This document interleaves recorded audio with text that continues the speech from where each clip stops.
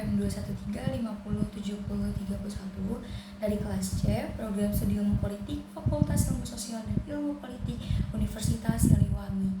Di kesempatan kali ini, saya akan memaparkan mengenai perbandingan tindak penanganan pemerintah Argentina dengan Indonesia dalam menghadapi inflasi. Pada analisa ini, saya menggunakan pendekatan struktural, karena dalam teori struktural fungsional yang diperkenalkan oleh Almond dan Paul, di mana mereka berargumen bahwa pemahaman suatu sistem politik tidak hanya melalui institusi saja, melainkan juga bagaimana fungsi mereka masing-masing. Keduanya menekankan bahwa institusi harus ditempatkan dalam konteks historis yang bermakna dan bergerak dinamis agar pemahaman lebih komprehensif. Struktur harus dikaitkan dengan fungsi, sehingga kita dapat memahami bagaimana berproses dalam menghadapi kebijakan dan kinerja. Hal tersebut sesuai dengan kajian yang saya bahas mengenai kebijakan pemerintah Indonesia maupun Argentina dalam menghadapi inflasi. Menurut Bank Indonesia, secara sederhana inflasi diartikan sebagai kenaikan harga secara umum dan terus-menerus dalam jangka waktu tertentu. Kenaikan harga dari satu barang atau dua barang saja tidak dapat dikatakan sebagai inflasi, kecuali kenaikan itu meluas dan mengakibatkan kenaikan harga pada barang yang lainnya. Inflasi pernah membuat kekacauan pada Indonesia di tahun 1998. Berikut adalah data inflasinya. Berdasarkan data tadi, kerusuhan yang terjadi di seluruh Indonesia saat berakhirnya era Orde Baru memicu inflasi sebesar 77,63% pada 1998. Terjadinya lonjakan harga barang-barang yang diikuti melemahnya nilai tukar rupiah hingga mencapai 16.000 per dolar Amerika Serikat, membuat ekonomi Indonesia mengalami kontraksi lebih dari 13%. Sejak nilai tukar rupiah melemah, beberapa sektor lainnya ikut kacau balau. Di sektor ekonomi dan perbankan misalnya, anjloknya nilai rupiah secara signifikan membuat pasar modal dan pasar uang ambles.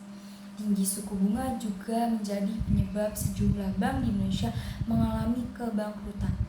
Dampak krisis moneter lainnya yang dirasakan masyarakat Indonesia adalah harga bahan pokok terus menaik.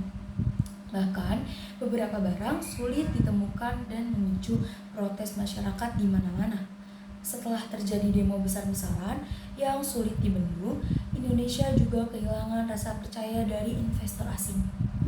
Banyak investor yang enggan menanamkan modalnya di Indonesia.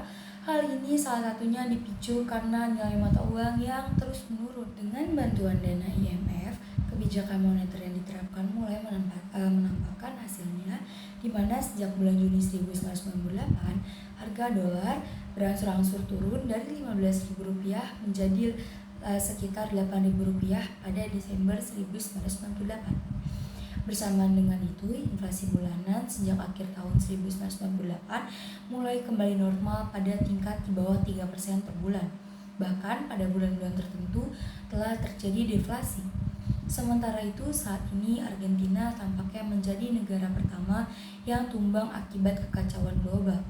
Argentina guncang oleh dampak ekonomi pandemi COVID-19, penguatan kurs dolar Amerika Serikat, dan krisis energi akibat perang Rusia-Ukraina. Berikut adalah data inflasi Argentina pada 2022. Berdasarkan data tadi, menurut survei yang dilaksanakan Bank Sentral Argentina, inflasi di Argentina sedang tidak terkendali, bahkan mencapai 78,5% pada bulan Agustus dan diperkirakan tembus 100% pada akhir tahun 2022. Nilai mata uang peso Argentina atau ARS melemah lebih dari 47% sepanjang tahun ini. Mata uang negeri Lionel Messi ini sudah melemah akibat salah urus perekonomian bahkan sebelum pandemi COVID-19. Saking sulitnya mendapatkan dolar karena pembatasan oleh otoritas setempat, muncullah blue dollar di sana. Ini adalah aktivitas penukaran mata uang Argentina ke dolar Amerika Serikat.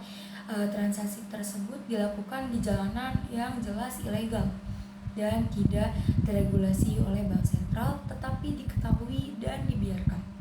Blue dollar muncul akibat tingginya permintaan dolar Amerika Serikat dan ketidakpercayaan warga terhadap peso. Nilainya jauh lebih tinggi dari kurs resmi, bahkan bisa 2 kali lipat. Tingginya biaya hidup membuat mereka menukarkan apa saja untuk mempertahankan nyawa. Ada yang menukarkan pakaian untuk mendapatkan sejumlah gula atau apapun untuk sekedar memenuhi kebutuhan pokok. Argentina menjadi persis seperti Indonesia setelah krisis moneter 1998. Menggantungkan cadangan devisa dan pembiayaan negara dari lembaga donor, itu Dana Moneter Internasional atau IMF. Akhir pekan lalu, Dewan Eksekutif IMF kembali menyetujui review kedua dari program fasilitas pembiayaan tambahan senilai 44 miliar US dollar tanpa meminta syarat pencairan apapun.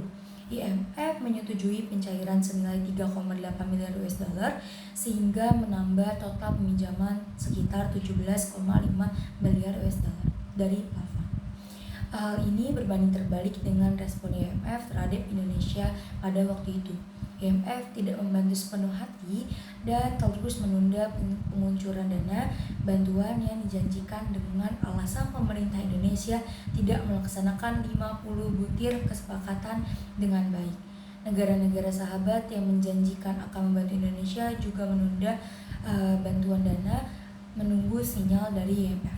Padahal keadaan perekonomian Indonesia pada saat itu semakin terpuruk. Akan tetapi, pada akhirnya IMF serta negara-negara lainnya memberikan bantuan dana kepada Indonesia sehingga bisa mewujudkan kebijakan-kebijakan moneter. Diharapkan hal itu juga dapat membantu negara Argentina dan cepat pulih dari inflasi yang sedang terjadi. Mungkin itu saja yang bisa saya sampaikan. Kurang lebihnya mohon maaf. Terima kasih.